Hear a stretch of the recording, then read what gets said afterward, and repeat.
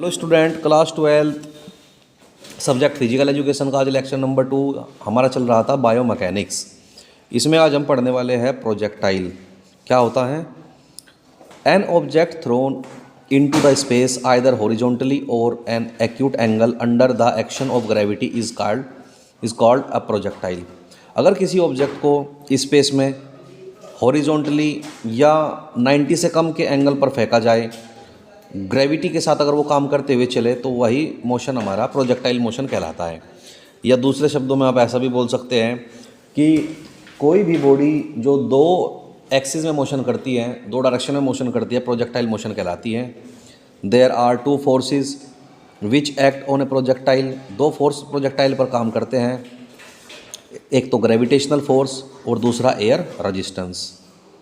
Air resistance of an object varies greatly and it depends on the object particular shape and the atmospheric conditions in which the object is released or projected.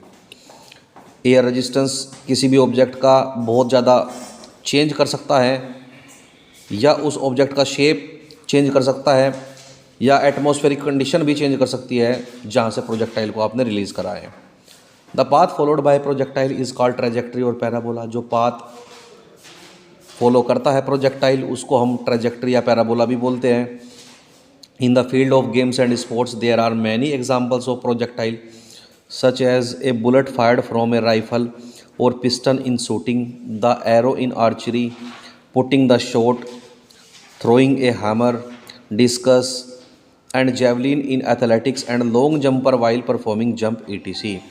Field of games के field में, sports में बहुत सारे example हैं projectile के, जैसे bullet को fire करना राइफल से, पिस्टन को शूटिंग में, एरो चलाना, आर्चरी में शॉट छोड़ना, हैमर फेंकना, डिस्कस फेंकना, जेवलिन फेंकना, लॉन्ग जंप करना, ये सारे के सारे प्रोजेक्टाइल के अंतर्गत ही आते हैं। The description of various examples of projectile motion in sport is given below. बहुत सारे एग्जांपल हैं प्रोजेक्टाइल मोशन के, जैसे football kicked in a game, जैसे एक फुटबॉल को किक करा जाता है गेम में। When football is kicked in a game of soccer it travels a certain distance in air and falls at an angle to the ground. जैसे ही किसी फुटबॉल को ग्राउंड के अंदर किक करा जाता है, वैसे ही वो एक निश्चित दूरी तय कर लेती है और फिर किसी एक पर्टिकुलर एंगल पर ग्राउंड पे आकर गिर जाती है।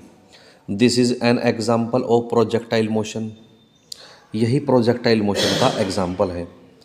Javelin throw, a javelin is thrown to the maximum distance. In javelin throw, a thrower runs a short distance to get some amount of momentum and then throw the javelin. Javelin throw में एक javelin फेंकी जाती है maximum दूरी तक, जिसमें thrower जो है कुछ थोड़ी दूरी तय करता है कुछ अमाउंट का मोमेंटम लेने के लिए, उसके बाद javelin को फेंकता है। The javelin travels a certain distance and then falls down following a parabolic path. तब जेवलिन जो है वो एक दूरी तय करती हैं और गिर जाती है एक पैराबोलिक पाथ पर। तो जेवलिन थ्रो भी पैराबोलिक पाथ का ही एक एग्जांपल है। अब इसमें लॉन्ग जंप का भी एग्जांपल हम प्रोजेक्टाइल में ही ले सकते हैं। अब कुछ फैक्टर ऐसे होते हैं जो प्रोजेक्टाइल ट्रेजेक्ट्री को अफेक्ट करते हैं। वे कौन कौन से होते हैं? पहला है हमारा एंगल ऑफ प्रोजेक्शन। आप किस एंगल से प्रोजेक्टाइल को चला रहे हैं। Any object when projected at different angles as shown in figure at the adjacent figure cover different distances. When it is projected at release at an angle 30 making a parabolic path, it covers less distance AB. When it is projected at an angle of 60 degree, it covers a distance that is AC. When it is released at an angle 45 degree making a parabolic path, it covers the maximum distance that is AD.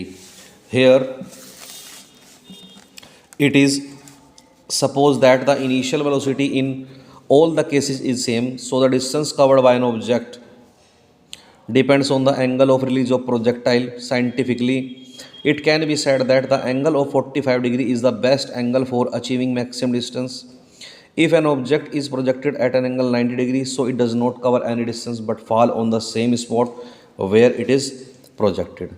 यहाँ पर कुछ अलग अलग angle आपको दिखाई दिए गए हैं। इस डायग्राम को थोड़ा ध्यान से देखिए।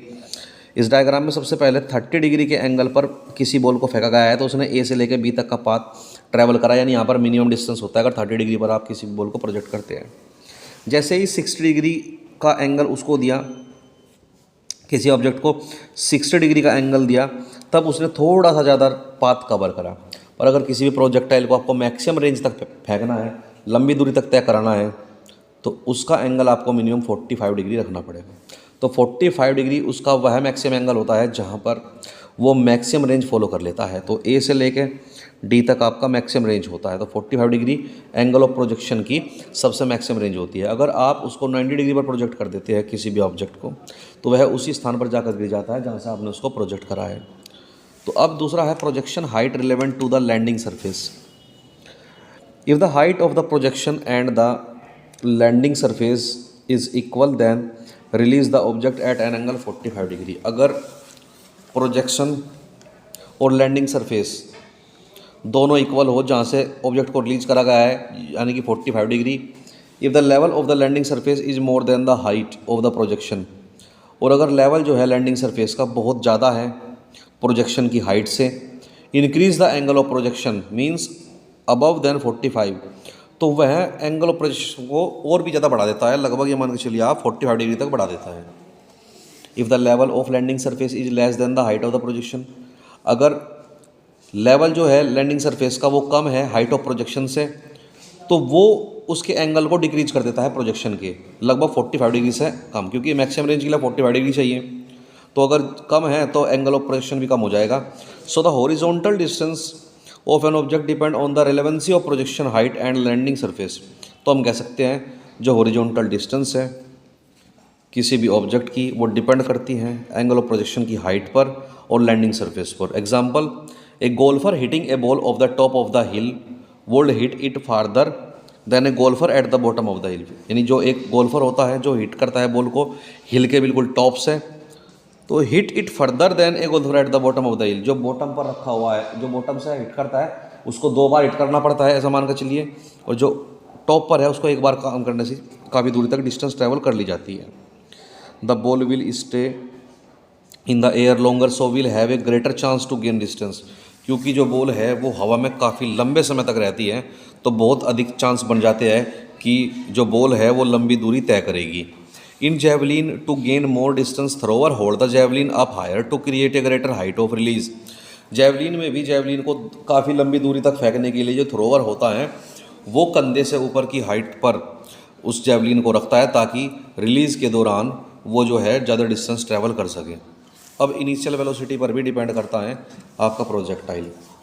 The distance covered by an object depends on the initial velocity of the projectile. If the initial velocity is more, the object covers maximum distance. On the other hand, if the initial velocity is less, then the object covers less distance. तो initial velocity पर projectile depend करता है। इसका मतलब है कि अगर शुरुआती स्पीड जो है ऑब्जेक्ट की वो कम है तो प्रोजेक्टाइल कम डिस्टेंस ट्रैवल करेगा, और अगर डिस्टेंस ज़्यादा है प्रोजेक्टाइल की, अगर स्पीड ज़्यादा है इनिशियल प्रोजेक्टाइल की, तो वो ज़्यादा डिस्टेंस ट्रैवल करेगा।